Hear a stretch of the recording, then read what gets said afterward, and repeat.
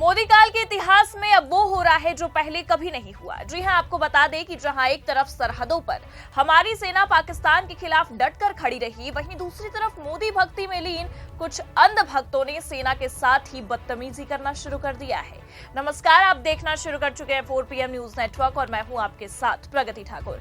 दरअसल आपको बता दें कि जहां एक तरफ भारतीय जनता पार्टी ऑपरेशन सिंदूर से लेकर पहलगाम हमले तक पर राजनीति करने से बाज नहीं आ रही है, वहीं दूसरी तरफ खुद सेना ने इनकी घटिया राजनीति की पोल खोल कर रख दी है, जिसके बाद बवाल इतना बढ़ चुका है कि मोदी ही तो नहीं लेकिन मोदी भक्ति में लीन कुछ अंध भक्तों ने सेना को ही टारगेट कर लिया है और इतना ही नहीं बल्कि गालियां देने पर भी उतर आए हैं। तो फिलहाल सेना ने ऐसा क्या खुलासा किया जिसे लेकर अंध भक्त भड़के हैं, आपको बताएंगे और क्यों अब अंध भक्तों की ऐसी बदतमीजी उन पर ही भारी पड़ चुकी है, उस पर भी आएंगे। लेकिन उससे पहले आपको उस इंटरव्यू के बारे में थोड़ा सा बता देते हैं जिसने बवाल काट कर रखा है।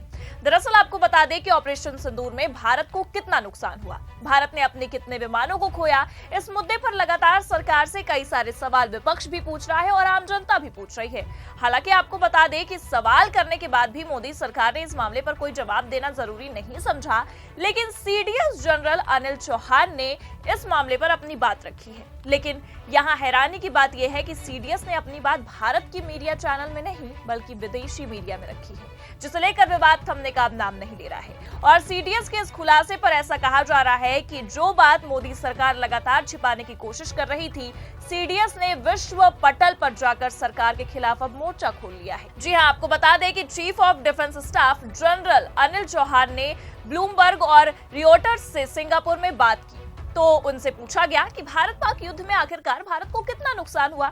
ये काफी आम सवाल है, हर एक सेना से पूछा जाता है, लेकिन इस पर अलग ही विवाद बढ़ता नजर आ रहा है। आपको बता दें कि इस पर उन्होंने अपनी प्रतिक्रिया देते हुए भी यही कहा कि मुद्दा हमारे फाइटर जेट्स के नुकसान का नहीं है, युद्ध क्षेत्र में नुकसान होना कोई बड़ी बात नहीं है। मुद्दा यह है कि इस नुकसान के बाद हमने क्या किया, हमने कैसे युद्ध को जीत की कगार पर लाया, कैसे पाकिस्तान को हार का स्वाद चखाया।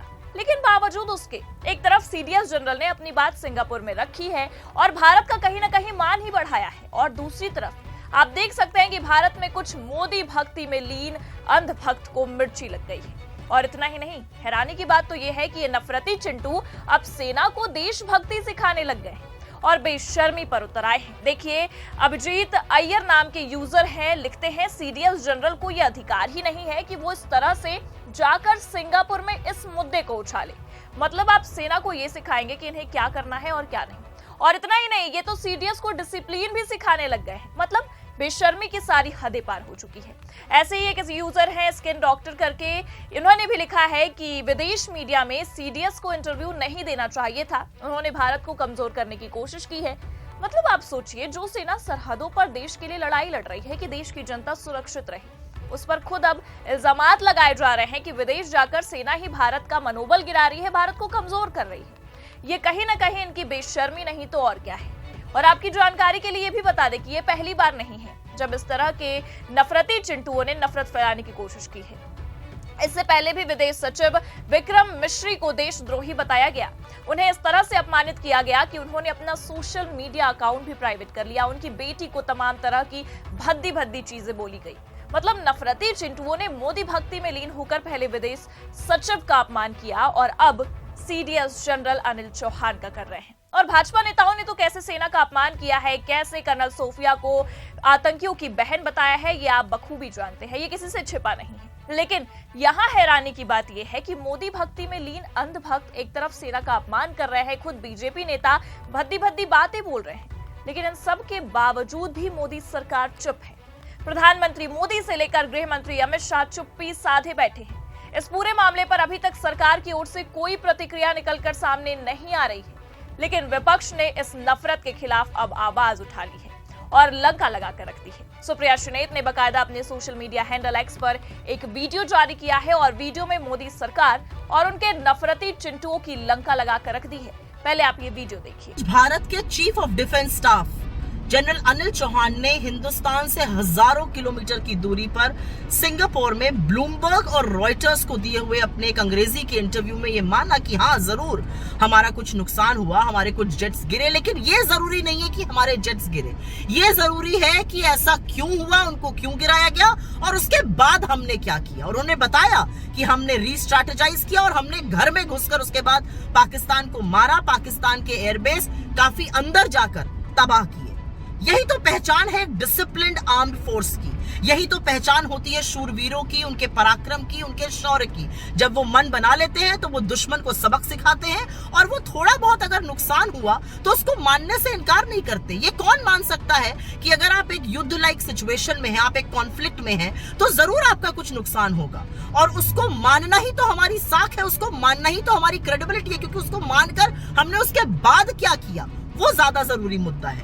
लेकिन सरकार उस पर लीपापोती क्यों कर रही है? नरेंद्र मोदी क्या छुपाने की कोशिश कर रहे हैं? ये अपने आप में संशय पैदा करता है, क्योंकि ना वो सिर्फ देश को भ्रमित कर रहे हैं, वो असल में सेना के मनोबल को कमजोर कर रहे हैं। उस सेना के मनोबल को जिसने पाकिस्तान को नाको चने चबवा दिए, और आप उनके इतने बड़े कीर्तिमान को छुपा छुपाई खेलकर, लीपापोती कर कहीं ना कहीं उनका मनोबल तोड़ रहे हैं। एक और बात, आज जब जनरल चौहान ने ये बड़ी बात बोली तो उन्होंने डिसिप्लिन आर्म फोर्स की तरह बात करी, लेकिन बीजेपी का जो इकोसिस्टम है, जो दोरुपल्ली के ट्रोल हैं, वो खड़े हो गए ये कहने के लिए कि ऐसा करके CDS chief of defence staff ने नैरेटिव खराब कर दिया है। अब वो समझाएंगे कि चीफ ऑफ डिफेंस स्टाफ कब, कहां, कैसे, क्या बोलेगा। ये वही लोग हैं जो विक्रम मिस्री के पीछे पड़ गए थे, उनकी बेटी को नहीं बख्शा था, और अब ये जनरल चौहान के पीछे पड़ गए। तो सुप्रिया श्रीनेत ने साफ बताया कि जब युद्ध होते हैं तो नुकसान होता है और इसे कबूलना ही शूरवीरों की पहचान है।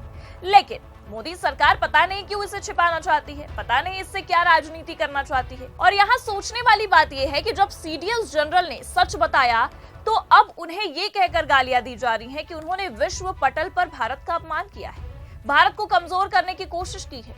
ये किसी भी तरह से डिसिप्लिन के नजरिए से नहीं देखा जाएगा। मतलब ये तो हद ही हो गई, सेना क्या करेगी, सेना को क्या करना चाहिए, अब ये कुछ नफरती चिंटू और मोदी भक्ति में लीन अंधभक्त उन्हें सिखाएंगे। आपको बता दें कि सुप्रिया श्रीनेत ने बकायदा अपने सोशल मीडिया पर वीडियो तो जारी किया है और एक पोस्ट भी किया है, जिसमें उन्होंने कैप्शन में काफी सारी चीजें लिखी हैं। देखिए, उन्होंने लिखा है, उनके बयान के बाद अब 2 टके के भक्त इस देश के चीफ ऑफ डिफेंस स्टाफ को ये बताएंगे कि कब, कहां और क्या बोलना है। अब ये नफरती चिंटू हमारे सीडीएस पर हमलावर हैं। ये वही टोली है जो विदेश सचिव विक्रम मिस्री की बेटी के पीछे पड़ गया था। पता है क्यों?